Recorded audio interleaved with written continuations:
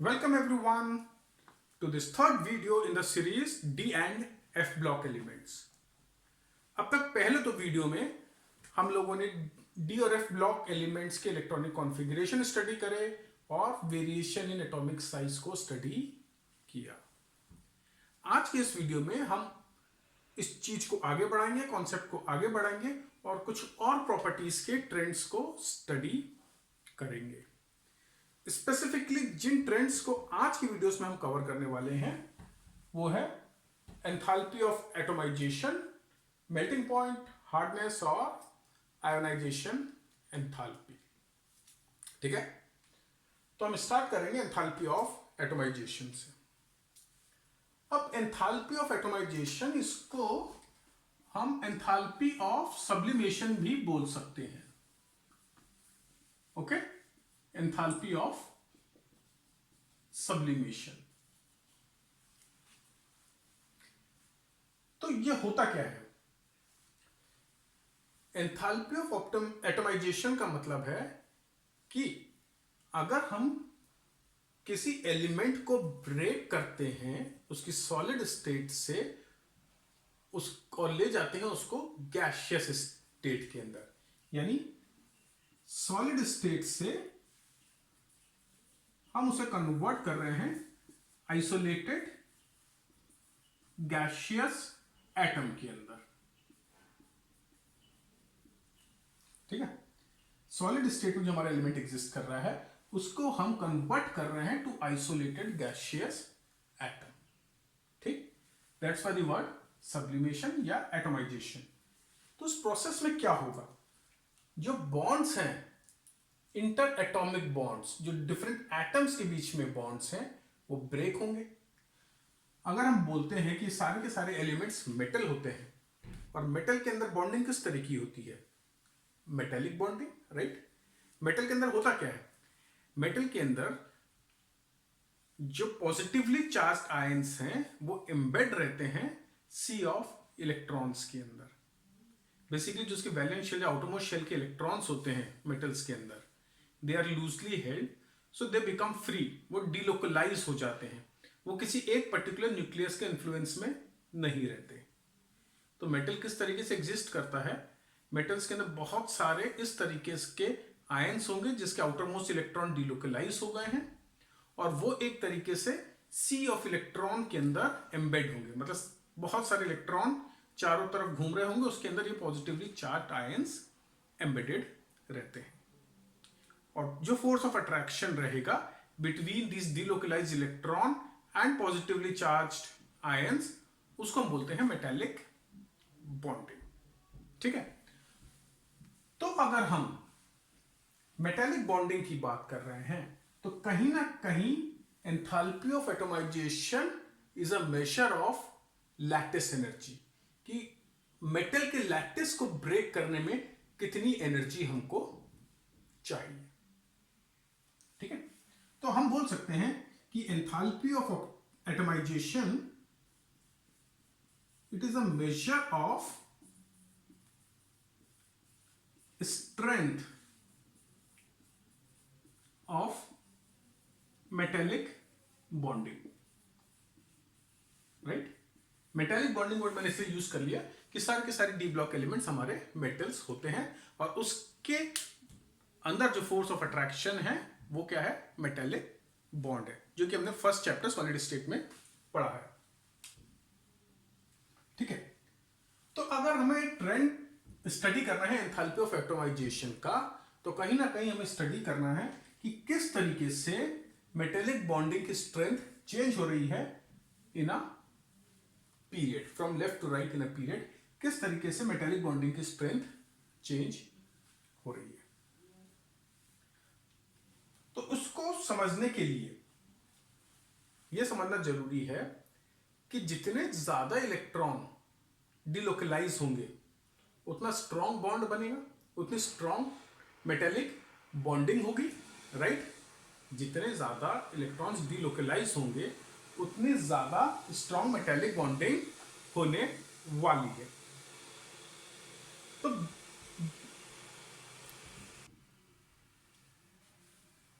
तो metallic bonding की strength को समझने के लिए यह समझना बहुत जरूरी है कि किन फैक्टर्स के ऊपर ये स्ट्रेंथ डिपेंड करने वाली है ना। मेटेलिक बॉन्डिंग में क्या होता है, हमारे पॉजिटिवली चार्ज आयंस हैं और उन पॉजिटिवली चार्ज आयंस और डीलोकलाइज्ड इलेक्ट्रॉन्स के बीच में फोर्स ऑफ अट्रैक्शन है। तो ऑब्वियस है कि जितने ज्यादा हमारे ये डीलोकलाइज्ड इलेक्ट्रॉन्स होंगे, ये फ्री इलेक्ट्रॉन्स होंगे, उतनी स्ट्रॉन्ग बॉन्डिंग होती चली जाएगी। तो डी ब्लॉक एलिमेंट्स में क्या होता है, it's not only ns electrons but n-1 d electrons also take part in metallic bonding.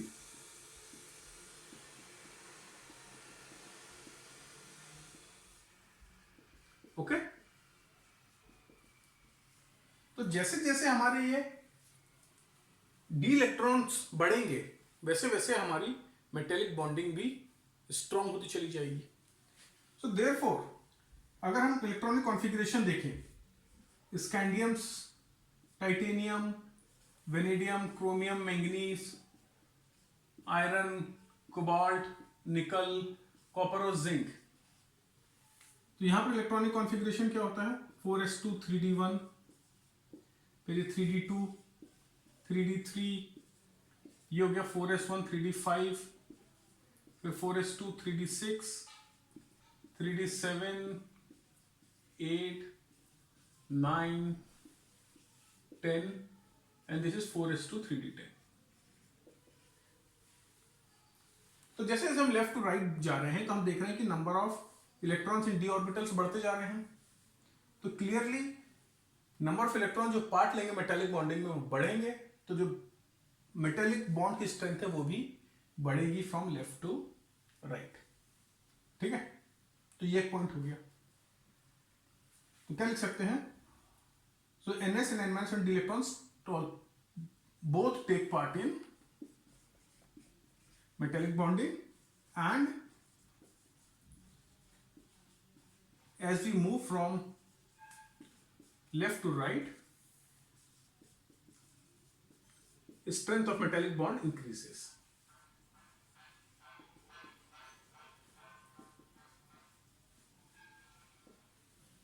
But यहां पर दो एक्सेप्शन आएंगे। एक्सेप्शन कहां पर आएगा, एक्सेप्शन यहां पर आएंगे।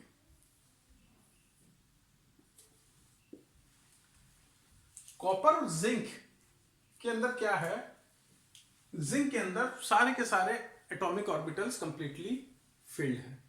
सो these electrons have very less tendency to take part in metallic bonding. Similarly copper के अंदर भी मेटेलिक बॉन्डिंग की स्ट्रेंथ कम होती है बिकॉज इसके सारे के सारे डी इलेक्ट्रॉन्स पेयर्ड अप हैं। सो देयरफॉर इट्स ऑब्जर्व्ड कि मेटेलिक बॉन्डिंग की स्ट्रेंथ कॉपर और जिंक के लिए कम हो जाती है। In fact what is observed is कि जब तक हमारे जो मेटेलिक बॉन्ड की स्ट्रेंथ है वो मतलब यहां पर जाकर मोरलेस स्टेबल होती है, आयरन कोबाल्ट निकल के पास जाकर ऑलमोस्ट कांस्टेंट हो जाती है और उससे पहले ग्रेजुअली बढ़ती रहती है। ठीक, सो वी कैन से क्योंकि अगर मेटेलिक बॉन्ड की स्ट्रेंथ बढ़ रही है तो एंथैल्पी ऑफ एटोमाइजेशन भी कहीं ना कहीं बढ़ेगी। एंथैल्पी ऑफ एटोमाइजेशन भी बढ़ेगी क्योंकि मेटेलिक बॉन्ड की स्ट्रेंथ बढ़ रही है, तो उस बॉन्ड को ब्रेक करने के लिए हमें ज्यादा एनर्जी देनी पड़ेगी। ठीक है, तो जैसे कॉपर और जिंक में एक एक्सेप्शन है कि मेटेलिक बॉन्ड की स्ट्रेंथ कम हो जाती है due to completely filled orbital. Same phenomena हमें देखने को मिलता है क्रोमियम और मैंगनीज के केस के अंदर भी। क्रोमियम में भी हाफ फिल्ड ऑर्बिटल्स हैं जो कि स्टेबल है, और सिमिलरली मैंगनीज के अंदर भी डी ऑर्बिटल हाफ फील्ड है और एस ऑर्बिटल कंप्लीटली फील्ड है, तो ये भी स्टेबल है। इनफैक्ट मैंगनीज का इलेक्ट्रॉनिक कॉन्फ़िगरेशन ज्यादा स्टेबल है एज कंपेयर टू क्रोमियम। तो यहां पर भी हम देखते हैं because of this stability these electrons do not take part in metallic bonding as extensively as electrons of other elements. तो consequently यहां पर भी metallic bond की strength कम होती है। So अगर मैं पूरी सीरीज में देखूं तो क्या ऑब्जर्व करूंगा कि from scandium to vanadium metallic bond की स्ट्रेंथ बढ़ती है, then it comes down for chromium, manganese, फिर थोड़ी सी बढ़ेगी and remains almost constant for iron, cobalt, nickel and then again goes down. Okay, तो अगर मैं इसको ग्राफिकली रिप्रेजेंट करना चाहूं तो it will look something like this. इसको नोट कर लो so that I can draw the graph for this thing. So scandium to vanadium goes up, sorry, scandium to titanium goes up for vanadium also, then comes down further. In fact, it comes down quite a lot.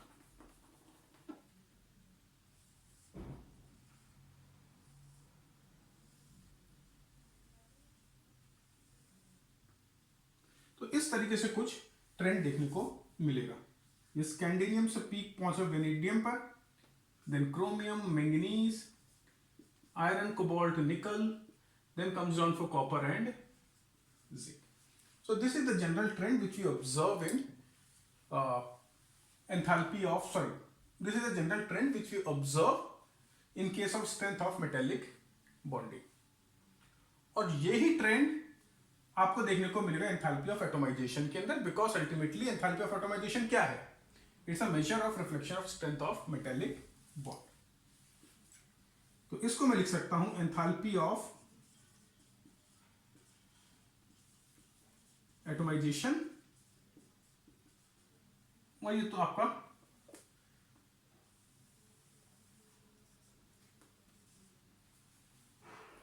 ठीक है, इसको जैसे स्कैंडिनियम, titanium, vanadium वगैरह वगैरह वगैरह। So this is the trend which we see for 3D series. Now if we talk about 4D series and 5D series, enthalpy of atomization is more. तो ये similar trend आपको 4D में मिलेगा और फिर ऐसा ही कुछ ट्रेंड आपको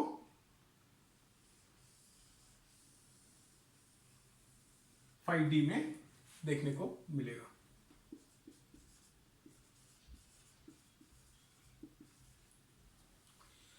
तो ये है आपका general trend in enthalpy of atomisation और enthalpy of sublimation. Again to repeat, enthalpy of atomization is a measure of strength of metallic bonding. तो जैसे जैसे आपके number of electrons available for metallic bonding बढ़ते हैं, आपकी मेटालिक बॉन्ड की strength बढ़ेगी। पर एक्सेप्शन किस केस में आएगा?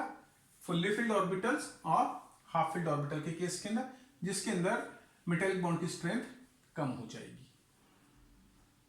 ओके, इनफैक्ट जितने ज्यादा अनपेड इलेक्ट्रॉन होते हैं उतने ज्यादा स्ट्रॉन्ग आपकी मेटालिक बॉन्डिंग रहती है।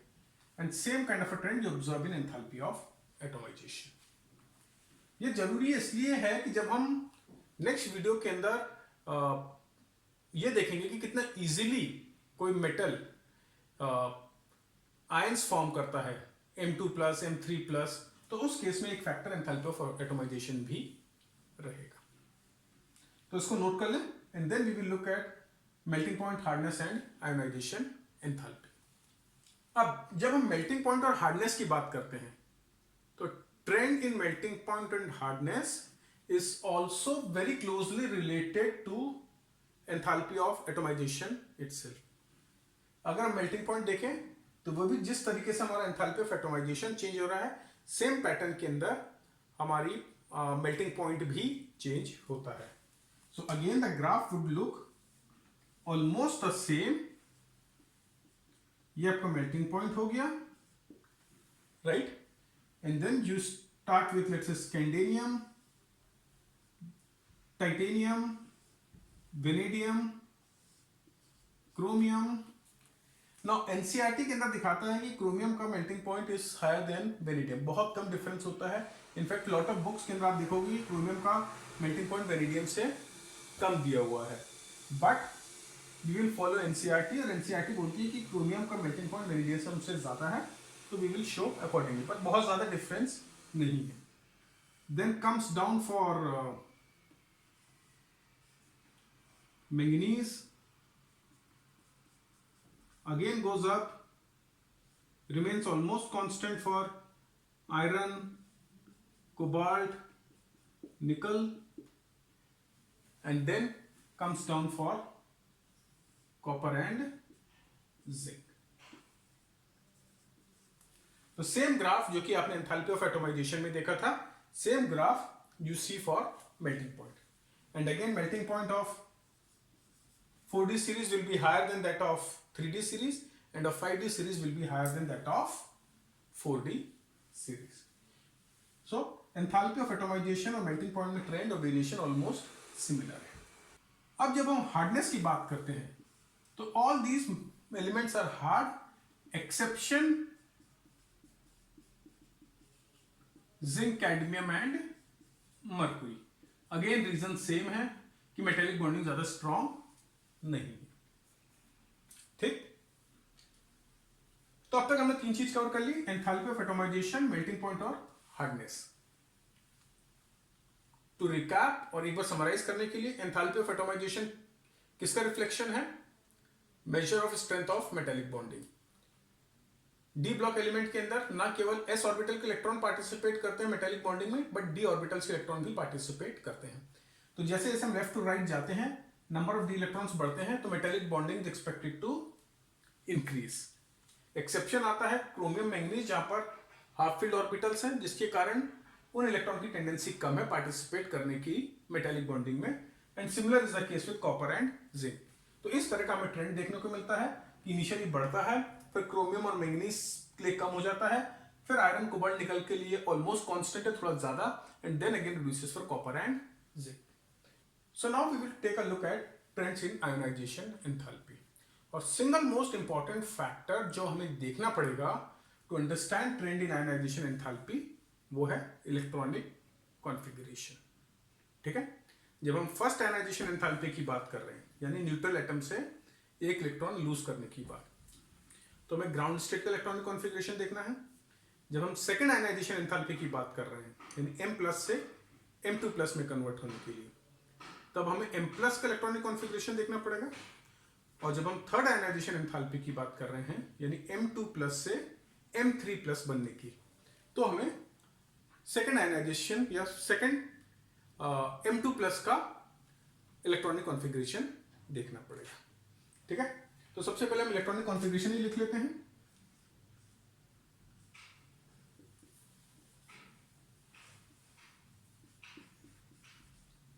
तो ये आपके सारे एलिमेंट होगा.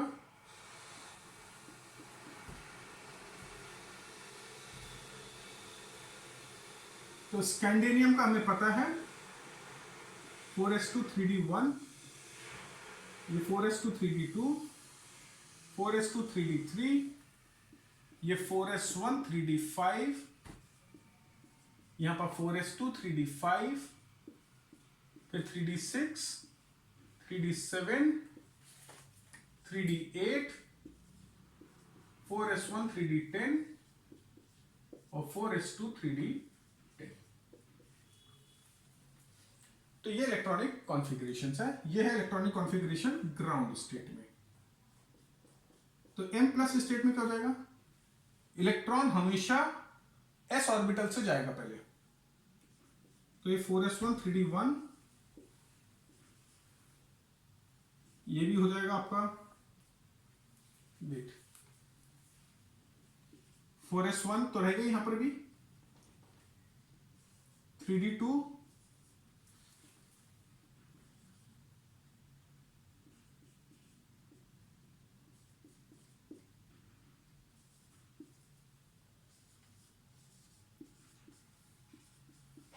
ये हो गया 4s1 3d5, फिर 4s1 3d6, 3d7, 3d8,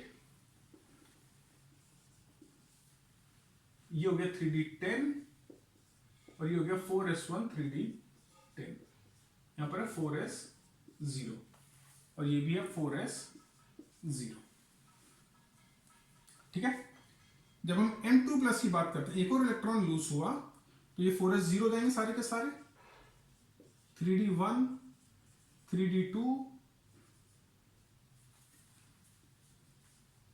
3d3, 3d4, 3d5,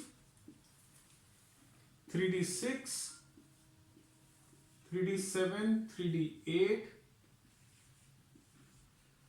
3d9 और 4s0, 3d। तो ये इलेक्ट्रॉनिक कॉन्फ़िगरेशन हमें पता होने चाहिए। एग्जाम में कोई भी क्वेश्चन आता है आयनाइजेशन एंथैल्पी के ऊपर, तो सबसे पहले आपको इलेक्ट्रॉनिक कॉन्फ़िगरेशन ड्रॉ करना है और उसके बाद आप उस क्वेश्चन का आंसर इजीली दे सकते हो। ठीक है ना। इंपॉर्टेंट पॉइंट्स क्या है आयनाइजेशन एंथैल्पी के वेरिएशन में अक्रॉस अ पीरियड, कि जो वेरिएशन इन आयनाइजेशन एंथैल्पी है वो काफी कम है। चलो कैसे? सबसे पहले आप एक्सपेक्ट क्या करते हो कि जब हम लेफ्ट टू राइट जाते हैं किसी भी पीरियड के अंदर, तो अगर एटॉमिक साइज कम हो रहा है तो we expect ionisation enthalpy to increase. भाई अगर एटॉमिक साइज कम हो गया यानी जो वैलेंस शेल का इलेक्ट्रॉन है उसके ऊपर फोर्स ऑफ अट्रैक्शन न्यूक्लियस का बढ़ गया, तो it will become more difficult to take out that electron. ठीक है ना, फोर्स ऑफ अट्रैक्शन ज्यादा है तो उस इलेक्ट्रॉन को निकालने के लिए ज्यादा एनर्जी देनी पड़ेगी। तो we expect ionisation enthalpy to increase from left to right. तो जनरली वही ऑब्जर्व होता है कि आयनाइजेशन एंथैल्पी इंक्रीज होती है लेफ्ट टू राइट। बट ये जो वेरिएशन इन आयनाइजेशन एंथैल्पी है from left to right in D series, this is very marginal. Marginal इसलिए है क्योंकि जब हम एटॉमिक साइज पढ़ रहे थे तो उसमें हमने पढ़ा था कि atomic size itself increases very itself decreases very marginally because of screening by 3D electrons. ठीक है ना, तो क्योंकि एटॉमिक साइज खुद ही इतना कम डिक्रीज हो रहा है तो आयनाइजेशन एंथैल्पी भी कंसिक्वेंटली कम डिक्रीज होती है as we move from left to right. तो आयनाइजेशन एंथैल्पी डिक्रीजेस, ये मैंने कहा आयनाइजेशन एंथैल्पी 1 यानी M से M+ आने के लिए decreases marginally as we move from left to right। मैं देखो इसमें तो कोई कंफ्यूजन नहीं है ना। IE1 क्या हुआ? M gives me M+ + 1 electron, इसमें जो एनर्जी चेंज है वो IE1। M+ से M2+ जाने में जो एनर्जी चेंज है वो IE2, और M2+ से M3+ जाने में जो एनर्जी चेंज है दैट इज IE3। एक और चीज जो हम ऑब्जर्व करते हैं वो ये है कि ये जो वेरिएशन है थोड़ा इररेगुलर है, स्पेशली फॉर IE1। तो ये इररेगुलरिटी क्यों है?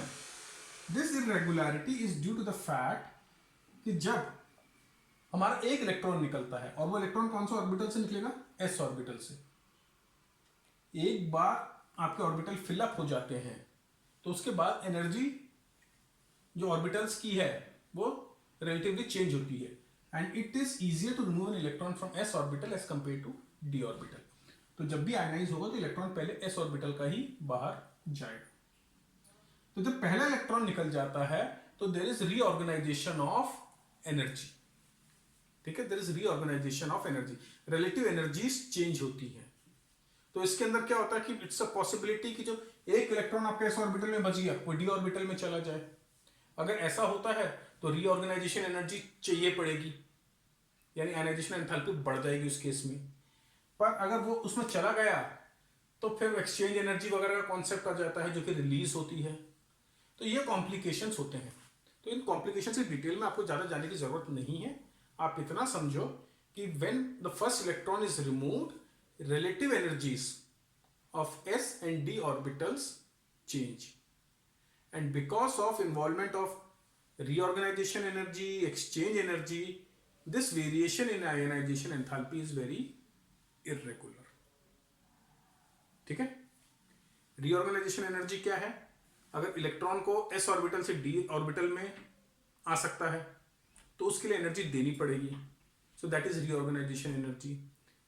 जब इलेक्ट्रॉन डी ऑर्बिटल में आ गया तो सेम स्पिन वाले इलेक्ट्रॉन अपनी पोजीशन एक्सचेंज करते हैं, उस केस में एक्सचेंज एनर्जी रिलीज होती है।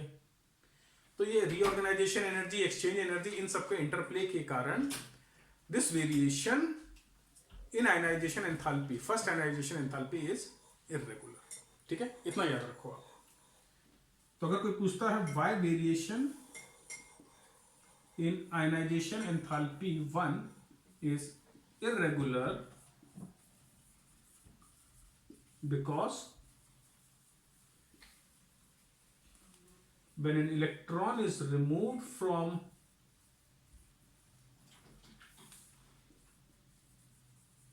s orbital,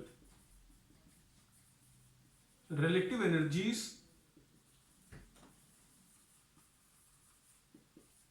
of s and d orbitals change.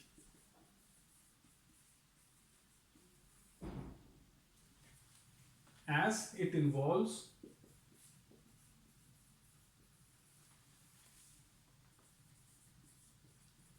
reorganization and exchange energy.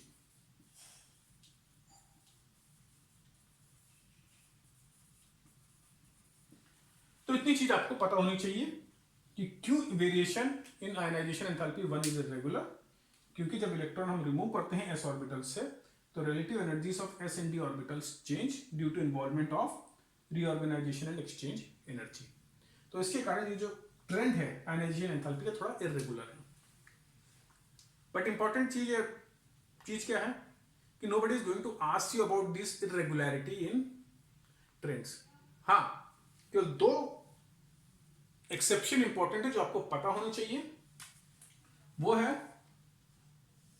when you move from copper to zinc and chromium to manganese। तो अगर देखोगे जब हम कॉपर टू जिंक जाते हैं तो हमने लास्ट वीडियो में देखा था कि एटॉमिक साइज जिंक का बड़ा होता है, तो एटॉमिक साइज इंक्रीज हो रहा है। तो अगर एटॉमिक साइज इंक्रीज हो रहा है तो आपकी एक्सपेक्टेशन होगी कि आयनाइजेशन एंथैल्पी डिक्रीज होगी, राइट। एटॉमिक साइज इंक्रीज हो रहा है यानी आउटर मोस्ट शेल पे फोर्स कम हो रहा है, तो आयनाइजेशन एंथैल्पी डिक्रीज होनी चाहिए। But ionisation enthalpy actually increase होती है फॉर जिंक, और रीजन क्या है? Fully filled orbitals. और हम 11th में भी पढ़ा था fully filled orbitals are more stable. तो क्योंकि जिंक से electron will be removed from a fully filled orbital which is a stable configuration, therefore ionization enthalpy of zinc is higher than that of copper despite zinc being bigger in size। आगे समझ में? Zinc की ionisation enthalpy copper से ज्यादा है despite the fact कि zinc का size copper से बड़ा है। क्यों? क्योंकि जिंक के पास फुल्ली फिल्ड ऑर्बिटल है which is a very stable electronic configuration. तो ये काफी इंपॉर्टेंट एक्सेप्शन है जो कि टिपिकली एग्जाम्स में पूछा जाता है।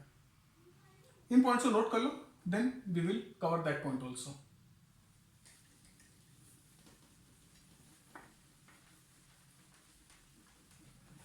ठीक है, हम क्या बोल रहे हैं कि zinc has higher ionization enthalpy 1 despite being bigger in size than copper,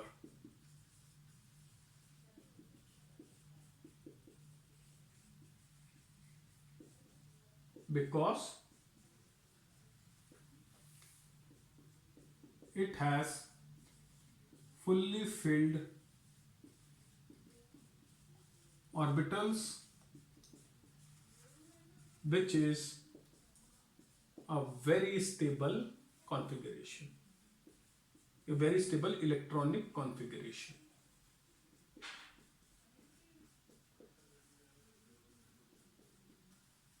ठीक है, तो ये पहला एक्सेप्शन है जो आपको पता होना चाहिए कि जिंक का साइज कॉपर से बड़ा है पर उसकी आयनाइजेशन एंथैल्पी फिर भी कॉपर से ज्यादा है due to fully filled orbitals. दूसरा ट्रेंड जो आपको पता होना चाहिए that is between chromium and manganese. यहां पर ओवरऑल ट्रेंड चेंज नहीं होता है, मैंगनीज की आयनाइजेशन एंथैल्पी ज्यादा होनी चाहिए तो ज्यादा है, बट डिफरेंस इज लार्ज। मतलब यहाँ पर छोटा छोटा डिफरेंस होगा टाइटेनियम वेरिडियम में, वेरिडियम क्रोमियम में, आयरन कोबाल्ट में, बट क्रोमियम और मैंगनीज में आयनाइजेशन एंथैल्पी का डिफरेंस थोड़ा ज्यादा होता है। अगेन द रीजन बीइंग, ये हाफ फील्ड है, ये फुल्ली फील्ड ऑर्बिटल है, तो ये इलेक्ट्रॉनिक कॉन्फ़िगरेशन किसी भी दिन इससे ज्यादा स्टेबल है, क्योंकि यहाँ पर भी हाफ फील्ड है, ये हाफ फील्ड है, पर यहाँ पर ये एस ऑर्बिटल फुल्ली फील्ड है। तो ये दूसरा पॉइंट जो आपको पता होना चाहिए। मैंगनीज हैज, बहुत ज्यादा तो नहीं बट फिर भी, as compare to others substantially higher ionization enthalpy 1 then chromium, as it has more stable electronic configuration। और जब एग्जाम में लिखोगे तो आपको इलेक्ट्रॉनिक कॉन्फ़िगरेशन लिखना पड़ेगा। Manganese 4s2 3d5 versus chromium 4s1 3d5। ये दोनों सेम है, बट यहां पर ये फुल्ली फील्ड है और ये हाफ फील्ड है। तो ये दो ट्रेंड, ये दो एक्सेप्शन आपको पता होना चाहिए फॉर IE1। बाकी नॉर्मल है, धीरे धीरे चेंज होगी, धीरे धीरे बढ़ेगी। ठीक, अब हम आते हैं सेकेंड आयनाइजेशन एंथैल्पी के अंदर, इसको नोट कर लो।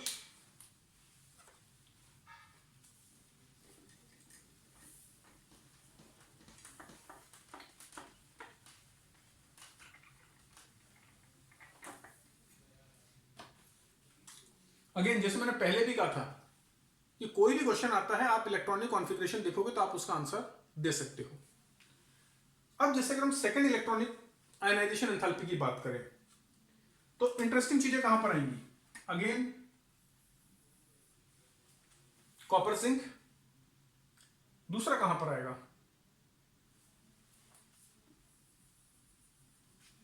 Chromium manganese. ठीक है, अगेन देखो, अब Cu प्लस के इलेक्ट्रॉनिक कॉन्फ़िगरेशन में d ऑर्बिटल कंप्लीटली फील्ड है, s ऑर्बिटल खाली है, और जिंक Zn प्लस में s में एक इलेक्ट्रॉन है, d ऑर्बिटल कंप्लीटली फील्ड है। तो कंप्लीटली फील्ड ऑर्बिटल से इलेक्ट्रॉन निकालना ज्यादा मुश्किल है as compare to 4s1। 4s1 में से एक इलेक्ट्रॉन इजिली निकल जाएगा, कोई दिक्कत नहीं आने वाली, क्योंकि ये तो वैसे ही कंप्लीटली फील्ड नहीं है। तो जो सेकंड आयनाइजेशन एंथैल्पी है वो एक्चुअली कॉपर की ज्यादा हो जाएगी एज कंपेयर टू जिंक। ठीक है, क्योंकि कॉपर में फुल्ली फील्ड ऑर्बिटल से हमें इलेक्ट्रॉन निकालना पड़ेगा। सिमिलरली जब मैं क्रोमियम और मैंगनीज की कंपेयर करूंगा तो क्रोमियम में से मेरे को इलेक्ट्रॉन निकालना पड़ेगा हाफ फील्ड ऑर्बिटल में से, जबकि मैंगनीज में से 4s1 का इलेक्ट्रॉन इजिली निकल जाएगा। तो सेकंड आयनाइजेशन एंथैल्पी क्रोमियम की ज्यादा होगी एज कंपेयर टू मैंगनीज। तो remember, second ionization enthalpy of copper is greater than second ionization enthalpy of zinc, because in Cu plus electron has to be removed from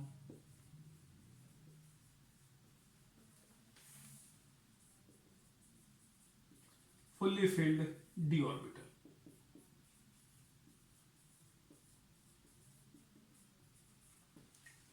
ठीक है, तो ये चीज आपको पता होनी चाहिए। सेकंड है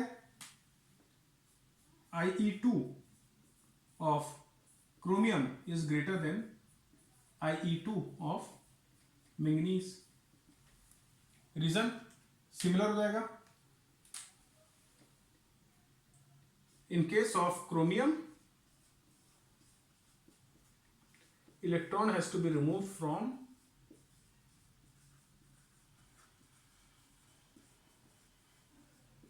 half filled d orbital।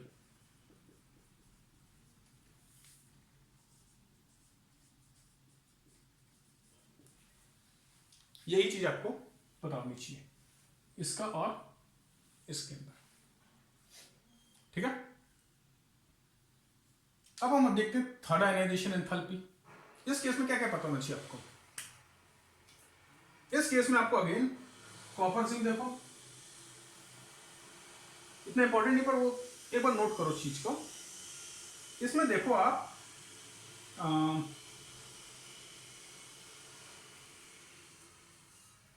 Mn और Fe, किसकी आयनाइजेशन एंथैल्पी आपको लगता है ज्यादा होगी? थर्ड आयनाइजेशन एंथैल्पी Mn की आयरन की? Obviously Mn की. Mn has got half filled configuration, iron has got 3d6 which is not a half filled or configuration. तो Mn क्योंकि Mn2 प्लस का इलेक्ट्रॉनिक कॉन्फ़िगरेशन 3d5 है, तो इससे electron निकलना ज्यादा मुश्किल होगा. तो third ionisation enthalpy of manganese will be higher than that of iron. इसका रीजन आप खुद लिखेंगे. IE3 of manganese is greater than IE3 of Fe. किसके बेसिस पे? अगर हम थर्ड आयनाइजेशन एंथैल्पी की बात कर रहे हैं तो हमें किसका कॉन्फ़िगरेशन देखना पड़ेगा? Mn का नहीं, Mn2 plus and Fe2 plus. जब हमारा क्वेश्चन IE2 पर है तो हमें कॉन्फ़िगरेशन देखना पड़ता है M प्लस का. जब IE3 पर है तो हमें कॉन्फ़िगरेशन देखना पड़ेगा M2 प्लस का. और जब IE1 पर है तो हमें कॉन्फ़िगरेशन देखना पड़ेगा M का, ग्राउंड स्टेट का. एक और चीज,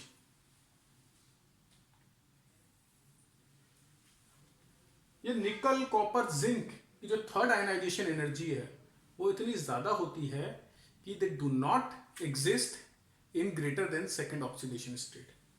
मतलब अगर मेरे को Zn2 प्लस से Zn3 प्लस बनाना है तो बहुत ज्यादा एनर्जी लगेगी. सिमिलरली Cu2 प्लस से Cu3 प्लस लगाना है तो बहुत एनर्जी चाहिए. सिमिलरली निकल 2 प्लस को निकल 3 प्लस में कन्वर्ट करना है तो बहुत एनर्जी चाहिए रहती है. Therefore these metals typically do not exist in oxidation state higher than +2. ठीक है. तो अगर आपसे कोई पूछता है कि why copper zinc do not show higher oxidation state, तो उसका आंसर क्या हो जाएगा? Because their third ionisation enthalpy is very high. ठीक है. तो ये चीज भी आपको पता होनी चाहिए. कॉपर एंड जिंक, निकल भी है, do not show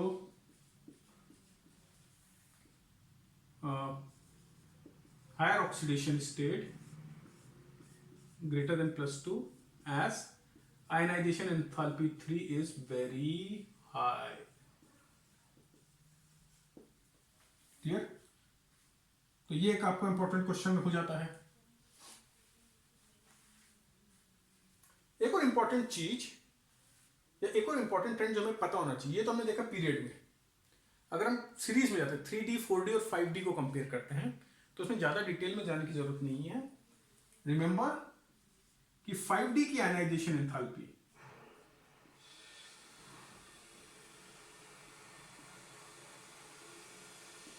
is greater than that of 3D is greater than that of 4D. तो ये तो एक्सपेक्टेड था कि 4D का साइज 3D से ज्यादा है तो आयनाइजेशन एंथैल्पी 4D की कम होगी. Top to bottom ionisation enthalpy कम होती है. बट 5D की ज्यादा क्यों है? तो रीजन है कि 5D का size is almost similar to 4D का साइज, बट इसके अंदर न्यूक्लियर चार्ज बहुत ज्यादा बढ़ जाता है. ठीक है ना, कि F ऑर्बिटल भी आ जाता है. F ऑर्बिटल के 14 एलिमेंट आ जाते हैं. तो दो कंसेक्यूटिव एलिमेंट के, सेम ग्रुप के एलिमेंट के बीच में नंबर ऑफ प्रोटॉन्स बहुत ज्यादा बढ़ जाते हैं. Because of which ionization enthalpy of 5D is greater than that of 3D is greater than that of 4D. ठीक है. और वन मोर थिंग कि आप रेयरली फाइंड करोगे कि 4D and 5D series element do not show stable cationic species. मतलब जैसे 3D के आप Zn2 plus Cu2 plus Ni2 plus ये सब कॉमन है, बट 4D और 5D सीरीज में ये सब इतना कॉमन नहीं है. ये कैटायंस इतने स्टेबल नहीं होते हैं और इसके पीछे दो रीजंस होते हैं. एक, इनके एंथैल्पी ऑफ एटोमाइजेशन बहुत ज्यादा है. क्या? एंथैल्पी ऑफ एटोमाइजेशन बहुत ज्यादा है. और सेकेंडली 5D के अंदर आयनाइजेशन एंथैल्पी भी बहुत ज्यादा है. ठीक है. तो क्योंकि एंथैल्पी ऑफ एटोमाइजेशन बहुत ज्यादा है और 5D के लिए तो आयनाइजेशन एंथैल्पी भी बहुत ज्यादा है, इसलिए it becomes very difficult to convert a 5D series metal into a gaseous state and then into a cation. ये रीजन है कि 3D सीरीज के एलिमेंट स्टेबल कैटायनिक स्पीशीज बनाते हैं, बट 4D और 5D सीरीज के इतनी आसानी से नहीं बना पाते हैं। तो इसके रीजंस क्या हो जाएंगे? एक तो हाई एंथैल्पी ऑफ एटोमाइजेशन, और ये सेकंड वाला है ओनली फॉर 5D सीरीज लिख रहा हूं, हाई आयनाइजेशन एंथैल्पी। तो ये यहां पर हमारा कवरेज खत्म हो जाता है ऑफ आयनाइजेशन एंथैल्पी वेरिएशन। तो जैसे मैंने लेक्चर के स्टार्ट में भी बोला था, जब हमने आयनाइजेशन एंथैल्पी स्टडी करना शुरू किया था, कि आयनाइजेशन एंथैल्पी का कोई भी क्वेश्चन हो, उसका आंसर देने के लिए आपको इलेक्ट्रॉनिक कॉन्फ़िगरेशन लिखना बहुत बहुत बहुत जरूरी है। आपने इलेक्ट्रॉनिक कॉन्फ़िगरेशन लिख दिया तो उसके बाद आपका आंसर स्ट्रेट फॉरवर्ड आएगा। जो भी क्वेश्चन आएंगे टिपिकली वो स्टेबल इलेक्ट्रॉनिक कॉन्फ़िगरेशन से रिलेटेड ही होंगे। कॉपर वर्सेस जिंक या क्रोमियम वर्सेस मैंगनीज, रीजन क्या है? Stable electronic configuration, stable electronic configuration. IE2 of copper is higher than that of zinc, why? Electronic configuration देखो, यहां पर फुल्ली फिल्ड ऑर्बिटल से निकलेगा तो ऑब्वियसली हायर, यहां पर इसका ज्यादा होगा क्योंकि ये हाफ फिल्ड ऑर्बिटल से निकलेगा। तीसरा Mn2 plus Fe2 plus ionisation enthalpy, third ionisation enthalpy किसकी ज्यादा होगी? ऑब्वियसली Mn की ज्यादा होगी, यहां पर हाफ फिल्ड ऑर्बिटल से निकल रहा है।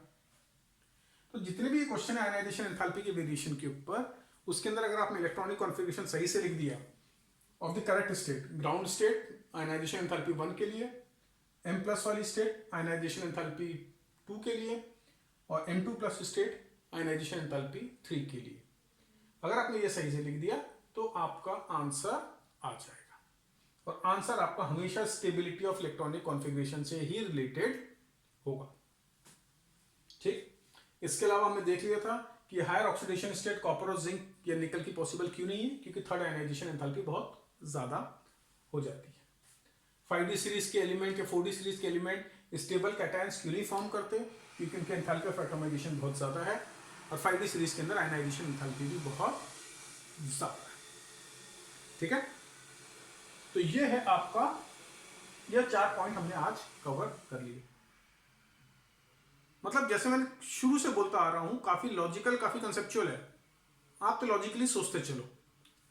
ऊपर वाले 3 पॉइंट हमने किसके टर्म्स में सोचे थे? स्ट्रेंथ ऑफ मेटालिक बॉन्ड, और वहां पर केवल एक ही पॉइंट कंसिडर करना है, नंबर ऑफ अवेलेबल इलेक्ट्रॉन्स, और उसमें भी स्टेबल और फुल्ली फिल्ड और हाफ फिल्ड ऑर्बिटल का एक्सेप्शन लगा देना है।